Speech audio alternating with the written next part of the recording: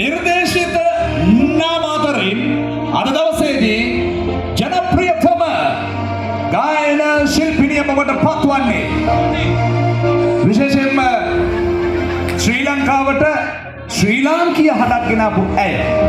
ශ්‍රී ලංකාව ඇතුළේ විතරක් නෙමෙයි මුළු ලෝකයේ ඇතුළේම කතා බහට ලක් වෙච්ච බොහොම ආදරණීය අව්‍යාජ හඬක් සහිත ගායන ශිල්පිනියක් ඇය.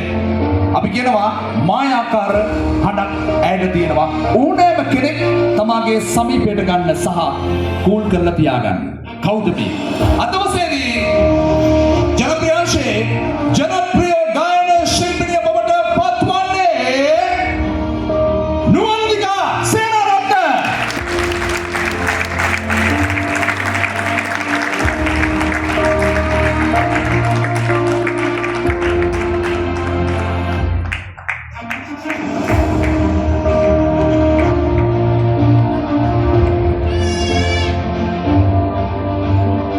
ඇයට වාසනාව උදා වුණා.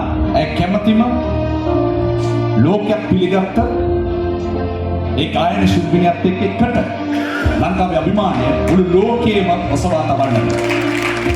හැබැයි මොන වුණත් ඇය උපරිම දක්ෂතාවය තිබ්බත් මාකටිං ඇයගේ සීරෝ. ඒකත් මේ වෙලාවට කියන්න ඕන. ඇය මාකට් කරගන්නේ නැහැ කොයි වෙලාවකවත්. ඒක තමයි මෙතන තියෙන පොදුම කාරණාව. මම වුණත් නම් දන්නවා කොච්චර වයින්වද කියලා වැඩක් නැහැ. හරි. දැන් මොකද කරන්න වෙලා යන්නේ? ඔයගේ හඬ අපිට ඕන වෙලාව බලන්න කොච්චර සමීප හඬක්ද කොච්චර අව්‍යාජ හඬක්ද ඇයි තියෙන්නේ කියලා ඔබව අතරම සනීප කරන්න පුළුවන් හඬක් ඇයි තියෙනවා.